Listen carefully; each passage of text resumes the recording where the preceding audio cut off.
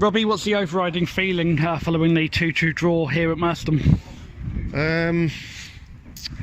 Frustration, disappointment. I think it's evident to see. I think even though the plays after the game, we've started so poorly for the first 20 minutes. And like everything, if you start poorly and you don't come out the blocks, and you don't impose your style on them, and let them impose your style on them, on us, we are going to struggle. And we struggle in the first 20 minutes with our physicality and strength.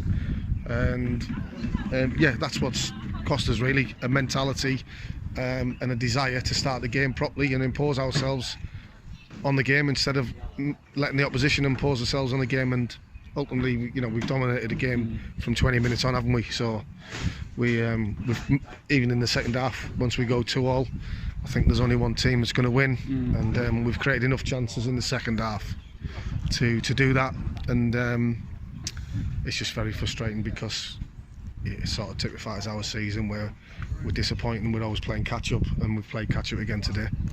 What's your feeling between you and Jack when you're watching what you watched for the first 20 minutes, having trained in recent weeks, not having a game, and then seeing that for the first 20 minutes?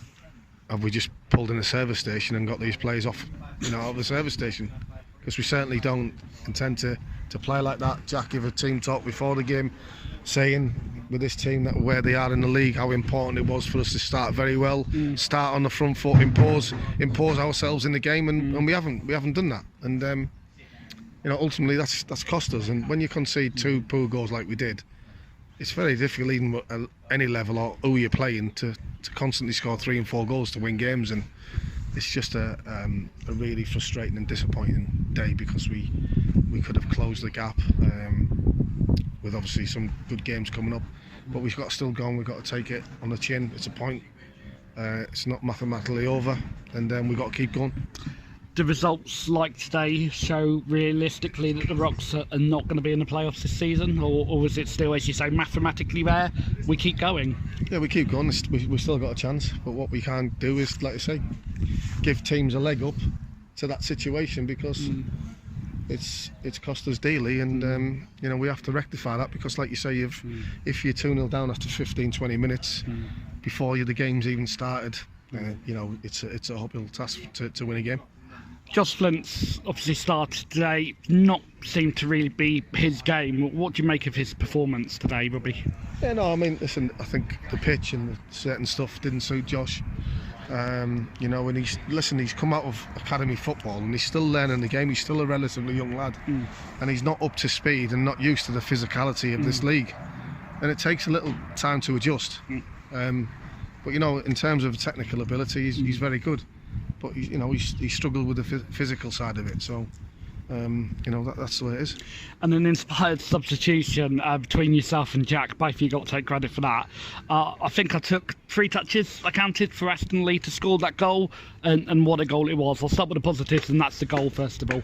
Yeah, no, absolutely. It was a great finish, wasn't it? And we hadn't done that enough in the game, and obviously Aston gave us that little bit of impetus, a little bit of energy, and it was a great finish. And then after that we've had 4, I think you'd have to say, clear-cut chances to win the game, and we haven't took one. So that's a frustrating side of it, because if you were completely dominated after the first half an hour, you got to take it on the chin and say they were just better than us. But when we get bullied and we don't start the game properly, you can't accept that, and it's very difficult, like I say, to come from 2-0 down. But listen, the lads went to the end again, but we're just giving themselves a mountain to climb every time, and we've got to stop doing that. And we've got, like I said to the players after the game, we have to learn from that first 20 minutes, and we have to impose our style and our play on them. And if we do that, you'll see the rewards. And we've got to do that on Tuesday. It's going to be a tough game against Horsham, really tough game, but it's one that we're probably looking forward to, and hopefully we can get something from it. I'll come on to the Horsham game in a minute. I just want to talk about a couple of chances in particular, and that's Aston Lee and James Crane. The Crane one for me, he's found space, but unfortunately as a defender he's not used to striking, and that cleaned it goal. That was a massive chance, but he's done well to get in that position first of all, Robbie, hasn't he? Yeah, he's done great to get there, but it was unlike Crane really, because you see a lot of times this season that he only sticks that away. But that was the frustrating side of it, and when you see that you think maybe it's not your day. And then Ashton's obviously, he said to me after the game he's had too much time to think about it, so he could have actually brought it down. He didn't realise how much time he had, but it's frustrating. But we, the one thing we did do is we kept on going till the end, and we kept on creating chances, Lee, and I think if you're doing that, you've got every chance of winning games and certainly not losing. Going to be very interested in the next question. What was your view on the goalkeeping incident right at the start of the game? It's one of those, it's outside the box and he's handled it and the referee's not even shown a card.